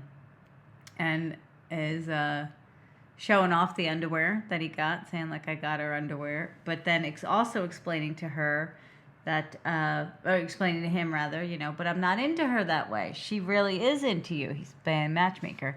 This conversation gets disturbing when he says to Jake says, I've got Caroline passed out in the bedroom. I could violate her 10 different ways if I wanted to. Yep. Great, Jake Ryan. You're a pretty cool guy. Way to go. Yeah. Oh. And it's very weird because I'm like, well, you're dating. Also, it's so strange that he says that. It was so uncomfortable. Oh, I didn't like it. I felt icky. No, a little bit icky there. Yeah, it turned my whole... Ugh. I'm not saying get past that, but this is also where Ted threatens him. If all he wants from Sam is a piece of ass, he's just going to beat him up. Oh, yeah. It is funny how Jake Ryan really doesn't believe, for some reason, that Sam would be into him. Because at this point, I think that's what Farmer Ted says to him, is that she's into him. And he's like, you better not be lying to me. And I do like how Ted comes back and he's like, what happens if I lie to you? What would you do? And he's like, I'd beat you up. He's like, so why would I lie to you? It does nothing for me. Right. Doesn't help my situation. But they make an exchange wherein... Anthony Michael Hall or Ted can have access to the passed out girlfriend. Right. And P.S. Jake's very giving. His father's Rolls Royce. And I love it because then Anthony Michael Hall's trying to talk him out of this. Like, wait, are you sure you want to, I don't even drive. I don't even have a license. Yes. You're going to give me your dad's Rolls Royce? And even when he gets in it, he's like, I don't even know. And the whole time, Jake's like, it's all right. Take my girl. She's passed out. I'll put her right in there for you. He says even no to the girl, I think, at first. Yeah, it is so And next thing we weird. know, he's carrying her over his shoulder into the Rolls Royce. Yeah, because it really is like... Again, makes me very uncomfortable. He says to him, here's basically what the conversation is. Jake Ryan is like, hey, I want you to take her home. And I want you to use this car to do it. Blah, blah, blah, so on and so forth. But then basically it's Ted says something like, well, what do I do with her? And he's like, I don't know. Do whatever you want with. It's really have your way with her. It's totally cool. She's so hammered, she'll think it's me. I did kind of find it amusing when she wakes up and she goes, who's that? And he says, it's me. And she says, well, who are you? Well, I'm him. I did kind of find that amusing. I see you did not. No. All right. Okay. All right. Well, anyway, yeah, so that's sort of, and you can see this kid doesn't know how to drive a Rolls Royce and so on and so forth. But they're on their way. Very quickly, we are back with Molly Ringwald, or Sam. She's been sleeping on the couch the whole time. And her dad wakes her up to wish her a happy birthday and to tell her that he's so sad that he forgot. It's a very sweet moment. It's a very sweet moment where the dad comes in and has a really nice, and even after that, he says, I feel like there's something else wrong. What is it? And this is very, I mean, I don't know many fathers and daughters in high school that have this kind of a bond. She says about how she's got a crush on a boy, and he tells her some very sweet about how you and your sister are very different, and your sister is one of those people that doesn't have to work for things, and that doesn't necessarily always mean that that's going to be good for her. I'm not worried about you because I know you're going to be okay. And the one that it's very sweet. It's very adorable. I could only hope to be as good a father as Paul Dooley is. I think, moments. I could see your girls coming to you in their high school days. Very sweet. But this is where he says, I can't believe, I didn't know your sister was marrying a bohunk. And I didn't know what a bohunk was. Like, I typed it in my notes, and Word didn't even tell me it was a wrong word. So it was like, well, this is a real word. So I looked it up. A bohunk is an immigrant from Southeastern Europe. Oh. I know. I was like, what is this word? And I looked it up, and it appeared to be popular in the 1940s. And I'm like, what? But I don't know. I guess from this guy's childhood. I don't know. Bohunk. It's so weird. Because I was like, a hunk. Maybe it just means like a big dumb hunk or something like that. But nope, it's a racial slur for people from Europe. All right. Yep. So anyway. Yeah, and also the other thing that I have a problem with is like, and I think I've said this so many times, not that I don't want to root for our heroes here, our Molly Ringwald and our, what's his name, super hunk guy. Like, I guess I'm on board with this, but also this is a weird time for those two to get together. Like, he's a high school senior.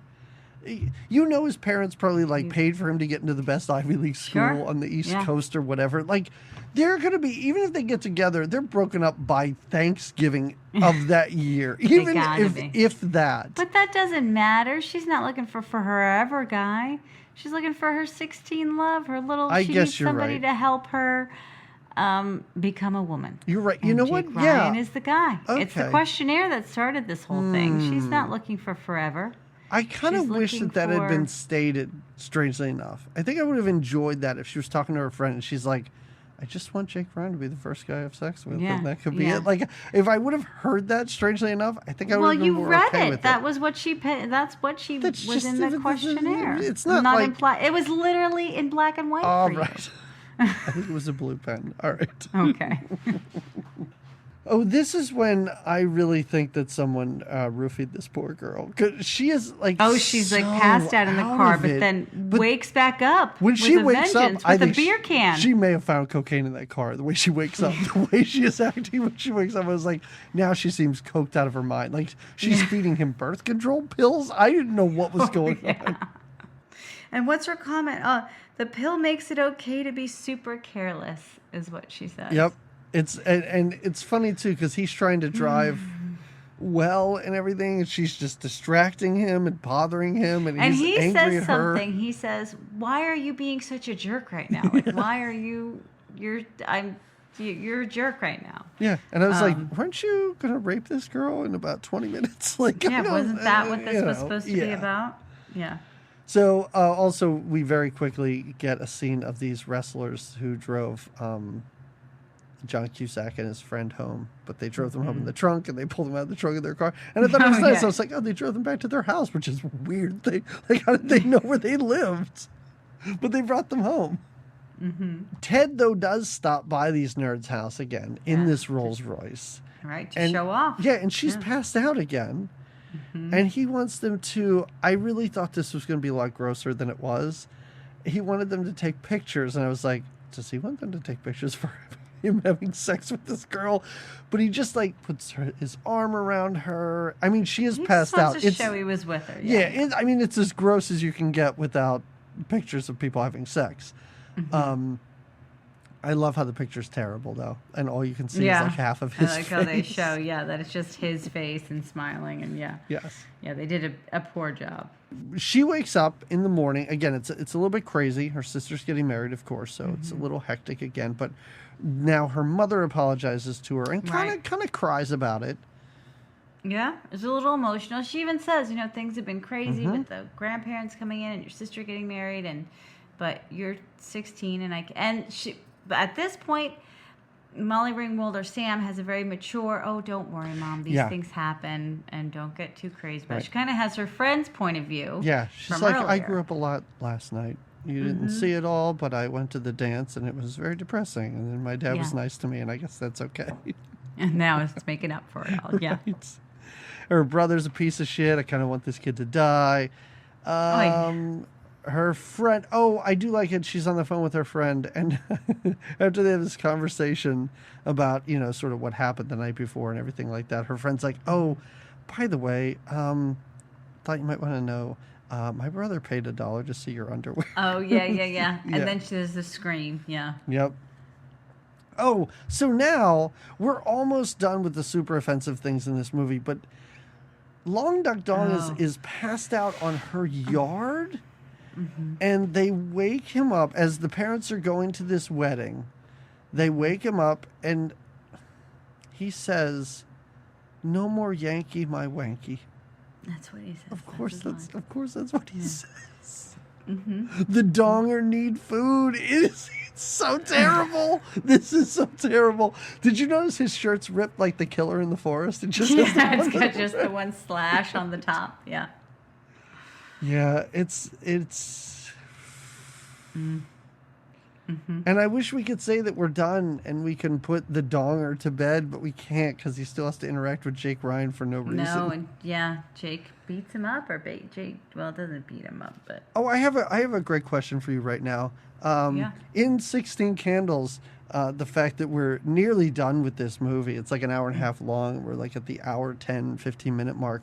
Did you expect the woman from Poltergeist to show up? Oh, no. At the church, kind of having do it. nothing. Yeah.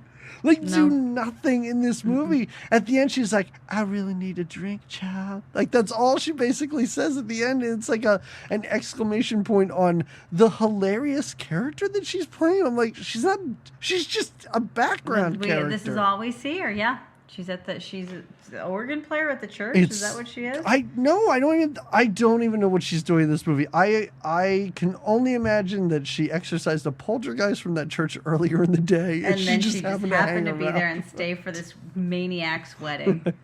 Yeah. Also, the preacher's Brian Doyle Murray, which I thought was great. Oh yes. So. But again, very short. We don't see him. He doesn't. Well, we see him, but we don't see much really of him. Do anything or say anything. It's it's something. So there's this wedding happening. For some reason, Ted drove this Rolls Royce into the church parking lot the night before too, and then passed out. But also has headgear on, like he thought to put that like he on. was going. Because it's important, and again, he's a responsible guy. How did he have that on him? It's what he wore. They slept in the night in the church parking lot in the car. And he wore the headgear. And now he and she wake up. And both of them really can't remember. We don't see him drinking much. Maybe they both roofied themselves. There's something in the glove compartment of that Rolls Royce that they both took. I'm assuming that was not a birth control made pill. Made them forget the night. That was all those pregnancy pills or all those birth control pills. Well, they wake up and he's like, "Did we?" And she basically... I thought this was They kind cute. of pair off. Yeah. She's like... I did think this was cute, how he's like, "Did we?" And she's like, "I think we did." And I like how he goes, "Did I enjoy it?" He's like, "What am I talking about? Of course I enjoyed it. Did you enjoy it?" She's like, "I don't know." Like, it was... I kind of enjoyed their little back and forth. But before this, Jake Ryan shows up at Sam's house, and Long Duck Dong thinks he's going to beat him up because they already got in a fight the night before. Whatever, who cares? And he tells her that Sam's getting married and he's got to go to the church. So, of course, then he drives up and sees this. And then he and the prom queen, they kind of have a nice little conversation, which is like, we're not right for each other. They just decide to end things, and she's not upset about it, and he's like, yeah, no, it's time to move on. And Molly Ringwald, so the sister, I do love this. Is it rice that they're throwing at the wedding, and the sister's like eating the rice out of the air? Oh, well, first, before they Let's throw talk the about rice, this sister being fucked up on pain pills, because that's she the walks best down part. the aisle. Well, first she's getting ready, and like She just her whole body's limp. collapses She's like, at one point. Just yeah, falls over. she's back, or I was gonna say backstage, but she's getting ready with her mom and her That's sister. what they call it, and backstage. at the wedding. And yeah, she's like, maybe I did like some, because again, as we noted earlier, she's got her period, so she's got her cramps. She's on these painkillers. She's sloppy as all hell. She walks down the aisle and she barely can keep it together. She sits down at one point in the pew and is like, I just gotta sit. And then when she gets up there, she takes off her veil. She's like, this is just getting in the way. I need to take this off. But she takes off the veil, and I guess they stumble through their veils. I don't even think they show that. But then they go outside, and they're throwing rice, and she's like literally like eating the rice out of the air, and she takes off her underwear, or she takes off her like the her thing slit. that's under the Yes. that's it. Yeah. And goes into the the little getting married go away car or whatever. Getting married go away car. I think that's what it's called. Technically, that's what they're called. Did you see her husband smoking as he walked out of the church? I was like, did this guy just light up like on the way out? He got by all the pews and just lit up. Yeah, and I was so shocked by this because I had no idea that the hidden gem of this movie was her sister. Like, until this point, until she's there stealing the show at the end of this movie, I was like, I did not see this coming. I thought this whole wedding thing was just going to be I thought we were wrapping nonsense. things up. I didn't think we were going to do full. But we get to see her stumble through the wedding, and this was a really fun. Other like, what? She's on muscle relaxers at her wedding. Yeah, and this is also cartoon sound effects when she takes her garter off. Like, it's so bizarre. Anyway, and she needs a drink from exorcising all the demons from the place and everything like that. Right, it's hilarious. Well, she goes, Molly Ringwald decides to go back in. That's when she sees the poltergeist girl again. She goes back in to get the veil. She thinks that the sister will want the veil. So when she comes back out, most of the crowd is kind of dispersed, except Jake is there. Right, in his cool car, his cool red car. And I like how they have a little conversation, and she ends up telling him, I'm not going to go to this reception. I'm like, your sister is hammered. This reception is going to be amazing. Like, just go. Bring him as a date. He's your +1, right? That's what I didn't understand. I was like, why didn't this movie end with her inviting him to the reception and they get in the car and they drive away? You could still tack on the cake thing at the end because it appears to be 8 hours later. Like, I know, because now out. it's like middle of the night. Yeah. No, but she's got to celebrate her birthday the day. It's the next day, as we said, but still. And the dad kind of approves of it. She looks at the dad and is like, this is him. I'm going to just skip out of the rest of this wedding ceremony and move it along, have a night with him. And the dad's excited for her. The dad's like Go, giving babe. a thumbs up, like, he is a hunk. He's like, a good one to lose your virginity to. Go for it. He's as great as you explained him last night. That was I didn't expect I'm much. into I him expected too. more I'll of take an sloppy Anthony Michael seconds. Hall, but you know what? Hey, go for it. Yeah. They have the scene where they have cake together, and it's happy birthday, and what's your wish? And she's already gotten her wish. Oh, sorry. Did I fast forward myself? Yeah, you fast forwarded yourself. No, there's nothing else to talk about. That's how the movie ends. They kiss over a cake, and we're supposed to be happy that these two characters who seem to have no connection whatsoever are together now. So JB, listen, I normally ask you what you think, but I'm going to go first. Please. As I said, I knew the baggage that this movie has going in. Like, I think that, and like I said, I think I had a different feeling than if I had some sort of sentimental attachment to this. But I think a little bit opposites than you, because I feel like if I had some sentimental attachment to this, it would have made it much more difficult to watch. Oh, even to watch. But yeah. just knowing that people have beat up this movie for such a long time and been like, this is racist and it's homophobic and it's horrible. I kind of went in knowing that already. Okay. And I'm not saying it was easy to get past it. I kind of had fun watching this movie. You did. You Yeah, did. Don't feel bad about that. Yeah, no, I kind of had more fun than I thought I was going to. I enjoyed it because it was dumb. It certainly didn't take itself seriously. The stakes are so low. Like, it doesn't matter if none of this happens for these characters at all.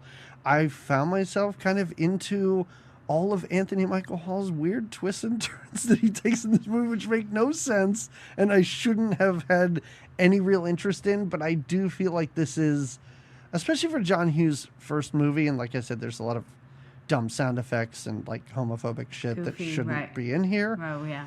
Like, he found people that could just do such a great job with this material. Like, I was so surprised how good everyone was in this movie for how young they are. Yeah. So Yeah. So I actually enjoyed this. I certainly liked it more than Some Kind of Wonderful. And Okay. I don't think I like it as much as Breakfast Club, but I Okay. love it way more than Uncle Buck. So we'll go. Well, there you with go. that. There's your barometer. I like it. I like it. Yeah. Yeah. You. Well, so the first time, well, the one time that I went to, well, no, it was the first time that I went to New Orleans. I went as a senior in high school, or senior in college. I took that spring break trip with those two, Clint and Mike, and we went to New Orleans, right? Yes. Fun trip, spring break, right? And I was in a phase of my life where I was listening to a lot of Ani DeFranco. I was feeling very feminist. And I hated Wait, that's New a Orleans. phase of your life? I thought that was Well, just your okay. life. I thought Well, was... that is, but I was hardcore Right, into right, it. Sorry. I hated New Orleans. I just couldn't get over the whole beads and the boobs, and it ruined and we did a lovely tour. We took the trolley around, and we ate. The vignettes were great. There were definitely aspects of New Orleans that were wonderful. But at that visit, I hated it. I was so turned off by just our night down on Bourbon Street. It left a bad taste in my mouth. Yeah. So I didn't get to appreciate New Orleans like I know that I would. Like, I know I will. I enjoy the music and the architecture. Perhaps and the any other foods. time of year. Yes, Or with or just different. traveling companions, perhaps. Right. I don't Yeah, know. maybe it was the Just traveling something companions. I in didn't. all of that. Yeah.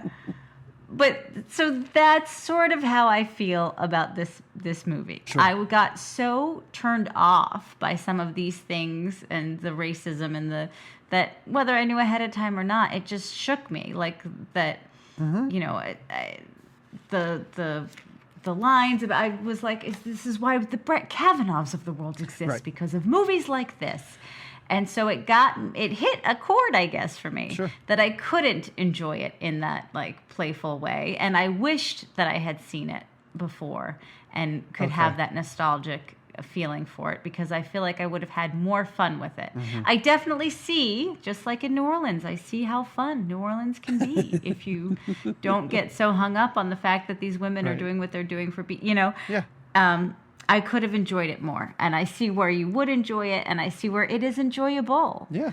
No, this is fun. I feel Yeah. like this used to happen more often earlier, where you and I did not agree on movies. I Yeah. feel like Yeah. for some reason, for the longest time, we're either watching stuff that is legit good or absolutely awful, and so And we both there's just no kind of right- coordinate with that. Yeah. No, I agree with everything you're saying, because, like I said, there's no.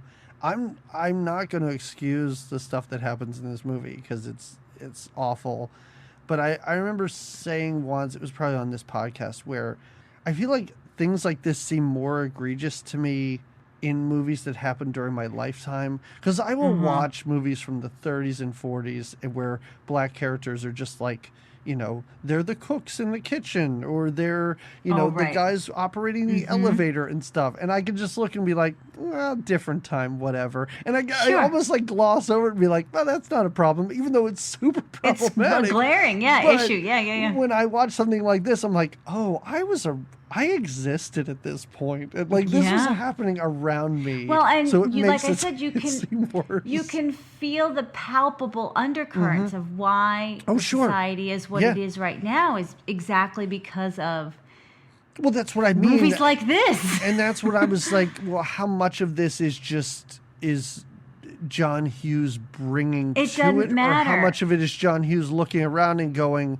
well, this is the way things are, this is the way teens are. But you're right, because we watched enough stuff where people don't do that, and people are quite progressive, and people are conscious of the fact that maybe you could have some sort of diversity in your movie, and maybe you don't need to use F slurs all over the place in a movie. Yeah. So no, I completely understand. And the fact that so many people do love it or relate to it makes me Again, it just makes me kind of cringe. It upsets me. It hurts me. Yeah. No, I totally get it. I understand where you're coming from. But for some reason, I found this very charming. A jolly good time. It's okay. So, it's okay. Yeah. No. I'm going to recommend another movie that I found super charming, and a movie that is quite recent. I'm going to recommend a movie from 2019. I don't recommend a whole lot of... and the reason I'm doing this, and this episode isn't out yet, but I went on a podcast called Schlock and Awe. And the woman that hosts it, she does a like a double feature podcast. Mm-hmm. So I said I wanted to go on, and she said, you give me a movie you want to talk about, and I'll pair it with something. And I told her I wanted to talk about Slumber Party Massacre 2. Yeah, you did. Because of course I did. I want to watch Crystal Bernard eat a ham sandwich again. Please. And she paired it with, and I think the thing you and I talked about when we talked about that movie was just how charming it was, and how the characters seemed to genuinely like each other and be nice people and people we wanted to hang out with. She, and tell me if you saw this movie, she paired it with the movie Booksmart. Oh, I haven't seen it. How is it? My God, watch Booksmart. It's so much fun. I've heard good things, but I hadn't seen it. It's so wonderful. And it again is just, it's so charming. It's a teen comedy that could have been overly raunchy or could have easily been mean-spirited. I mean, Mean Girls is a fun movie, but it's mean-spirited, and even stuff like Jawbreaker and things like that. So there are elements of that in here, but it's just about these two girls that are graduating, and they've never gone to a high school party before, and they just want to do it on their last day of school. And so they go, and it's just like them out on a fun, crazy night, and it's just so delightful. Like, I can't even explain just how delightful and fun this movie is. At one point, they take all these drugs by mistake, and they think that they're Barbie dolls, so you just watch these Barbie dolls walk around for a while and talk to each other. Amazing. Yeah, it's smart. It's really great. It's really fun. It's directed by Olivia Wilde. It's her first movie she directed. It might be her only movie, but she should direct more things. I would have never watched it if I didn't go on that podcast. I love it. All right. And I'm going to check it out. Right up my alley. From the poster, it looked like, I don't know if you saw 8th Grade or if you saw early 90s. Is that the name of that movie? Something. It looked like a depressing teen, like coming of age thing. And I was like, I don't want to watch this. No, it's fun and it's goofy and it's so wonderful. You should watch it. All right. I'm going to check it out. That's it. Yeah. That's good. Awesome. I might have recommended this. Stop me if I did. But I love it. You could just say stop right there. You've already recommended this. No repeat recommendations. Another favorite redhead of mine, well, not that Molly Ringwald's a favorite, but another redhead that is a favorite is Natasha Lyonne. Have you seen her show Russian Doll? I did. I didn't finish You it, didn't love and it? it's not because Oh. it's not because I didn't like it. It's just one of those things where you have way too many things to watch, and for some reason, it just falls to the wayside. slips away. Yeah. And I know they're making more, so maybe I'll just wait till they're done with it. And then I'll Again, watch then it give all. it a whole big whirl. It's really fun. She does a great job, and it's her day keeps she dies kind of every day, and it's all starts at this party that she's at, her birthday party, and so, or not, yeah. So it's really interesting. It's really well done. It's written by Natasha and Amy Poehler and Leslie. Oh, I can't remember her last name, but it's written Just by say three- Nielsen, and I'll be like, Okay, great. Leslie Nielsen. But yeah, it's a really great, fun. I think it's from 2020. I don't think it's pretty recent. I mean, it's recent. I don't think it's quite that recent. Okay, maybe 2019. Yeah, maybe. But yeah, and I Yeah. enjoy Natasha Lyonne. She does a great job in it, and it's funny, but it's also very dark and very thought provoking. Yeah, I'm gonna sort of second that recommendation based on the few episodes I've seen. It's funny. It's dark, but it's not too dark. I mean, it's got like these overarching like dark themes where I'm like, Sure. she really does seem like depressed, and this seems Yeah. kind of dark in that sense. But it's certainly funny enough to sort of, not be overwhelmed by how dark it is at times. Yeah. Very good. Yeah. Oh, very great. good. We did it. We talked about 16 candles. We did A it. big one. Made it through. Came down on two opposite ends. I love it. I'm so excited about that. I hope there's more of those in our future. And we're not going to announce the next movie that we're going to do. I'll tell you what it is, Jamie. I was gonna say, well, yeah, I need to know. It's, well, you and the patrons will know. I believe, as long as everything works out, that it's going to be Back to the Future Part 2. Okay. Yes. What we're doing this summer is for 3 months, we're going to have guests on with us. We're going to bring in other podcasters, some people we've known, or some people we know. Some people, one or two that may have been on here before, but I think most of the people have not been.